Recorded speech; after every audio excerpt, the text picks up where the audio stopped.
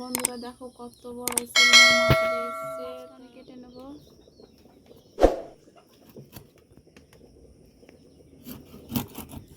বন্ধুরা মাছগুলো ধুয়ে হয়ে গেছে, এবার লবণ দিয়ে দেব, হলুদ গুঁড়া দিয়ে দেব,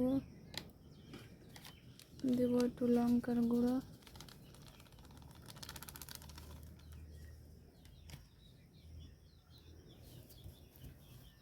কড়াইতে তেল দিয়ে দেবো, লবণ হলুদ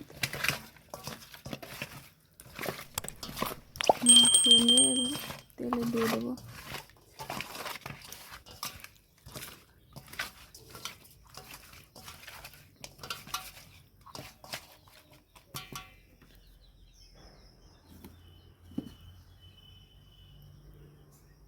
তেল দিতে গেছে, এবার দিয়ে দেবো মাছগুলো।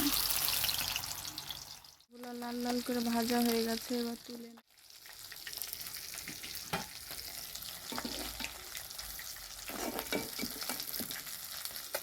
এরকমভাবে আমি সব মাছগুলোই তুলে নেব। ওই মাছ ভাজার তেলে দিয়ে দেব আলু, দিব কালো জিরে, পেঁয়াজ, কাঁচা লঙ্কা। এবার আমি মশলা দিয়ে দেব। এখানে আছে হলুদ, লবণ, জিরা বাটা, আদা রসুন বাটা আর লঙ্কার গুঁড়ো।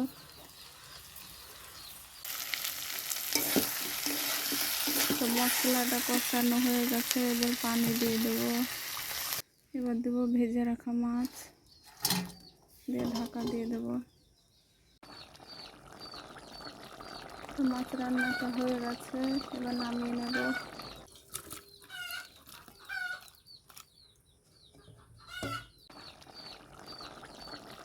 তো মাছ রান্নাটা হয়ে গেছে, এবার নামিয়ে নেব।